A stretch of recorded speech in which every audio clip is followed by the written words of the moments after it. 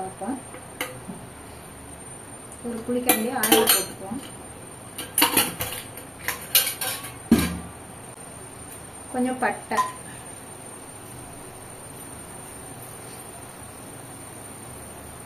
நாலு கிராம்பு, கல்பாசி கொஞ்சம்,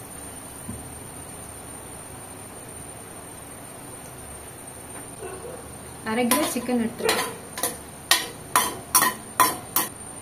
1 டீஸ்பூன் சோம்பு, 1 டீஸ்பூன் சீரகம், எல்லாத்தையும் வறுத்துக்கலாம்.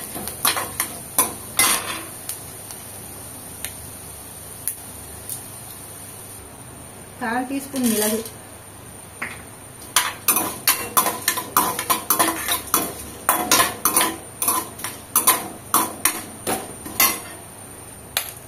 1/4 டீஸ்பூன் கசகசா,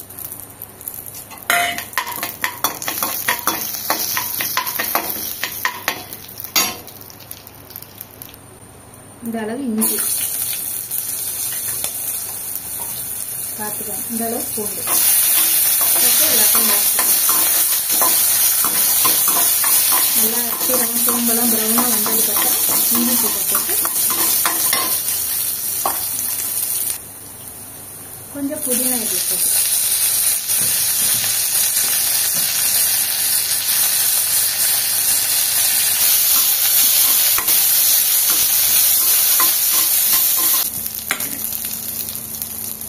கொஞ்சம் தேங்காய் அதில் போட்டுக்கணும், வதக்கக்கூடாது.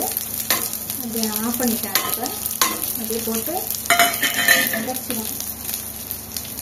இதோட கொஞ்சம் வேர்க்கடலை போட்டு அரைச்சிக்கணும். தேங்காயும் வேர்க்கடலை, முந்திரி பருப்பு, பொட்டுக்கடலை எல்லாம் தேவையில்லை.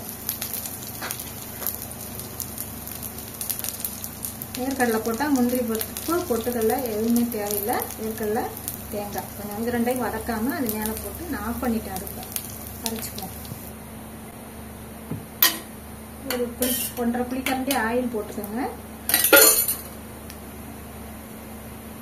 ஆயில் சூடானோன்னு இந்த வெங்காயத்தை போட்டு அதில் நல்லா வறுத்து வச்சுக்கணும். ஒரு வெங்காயம், பெரிய வெங்காயம் ஒன்று.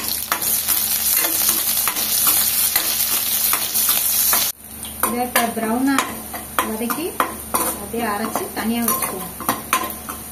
இல்லை நீங்கள் சின்ன வெங்காயம் இருந்துச்சுன்னா கூட அதை அந்த இது மிளகு சீரகமாக வதக்குனீங்கன்னா அதோட போட்டு வதக்கி பூண்டு இஞ்சி பூண்டோட சேர்த்து வதக்கி அதோட ஒன்றா கூட அரைச்சிக்கணும்.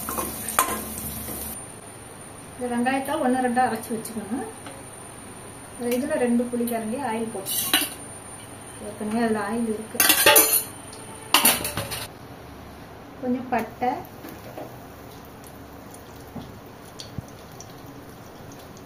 மூணு ஏலக்காய், 4 கிராம்பு,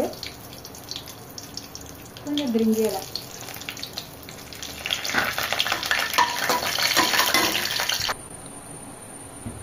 கொஞ்சம் கருவேப்பிலை, 2 பச்சை மிளகாய் கீரை போட்டு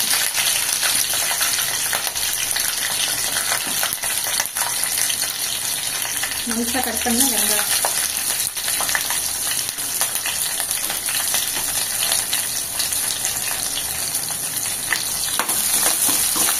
ஒரு வெங்காயம் கட் பண்ணி போட்டுக்கலாம் சின்னதாக, பெரிய வெங்காயம்.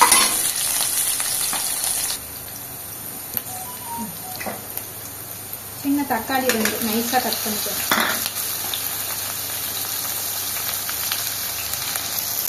தக்காளி கொஞ்சம் வதங்கினோன்னு சிக்கனை போட்டுக்கணும்.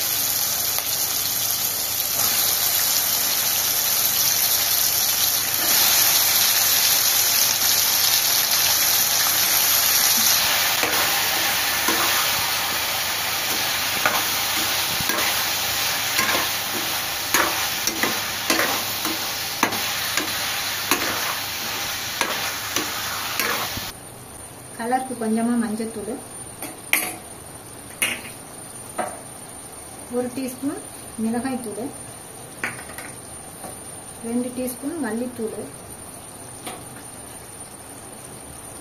தேவையான அளவு உப்பு, பத்தலைன்னா போட்டுக்கலாம். அப்படியே சிக்கன் சிக்கன் வதங்கினோன்னா போட்டு இந்த தூளையும் வறுத்துக்கணும். சிக்கனோட சேர்த்து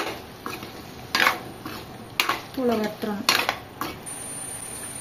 எல்லாம் சேர்ந்து எண்ணெயெல்லாம் நல்லா வறுத்துட்டதுக்கு அப்புறம் கொஞ்சம் தண்ணி ஊற்றிக்கலாம்.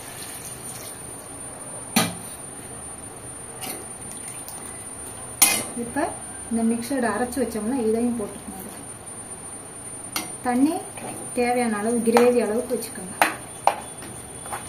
கிரேவியோட கொஞ்சம் தண்ணியாக கூட வச்சுக்கலாம். பரோட்டாவில் ஊற்றி சாப்பிட்ற மாதிரி, சப்பாத்தி பரோட்டா. கறி வேகணும்ல, அதனால ஏற்கனவே வெந்த கறி தான் தக்காளியில். இப்போ கொஞ்சம் கிரேவியோட கொஞ்சம் அதிகமாக தண்ணி ஊற்றிங்கன்னா இந்த கறி வேகிறதுக்கு கரெக்டாக இருக்கும். 1/2 டீஸ்பூன் 1/4 டீஸ்பூன் அஜினமோட்டோ விருப்பப்பட்டால் போட்டுக்கலாம்.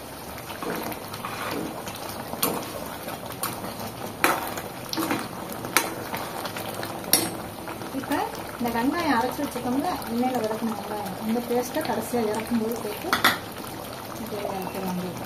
சின்ன வெங்காயம் முன்னாடியே போட்டு அரைச்சிக்கணும்.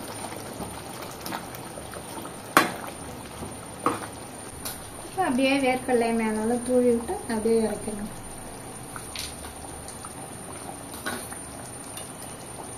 அவ்வளோ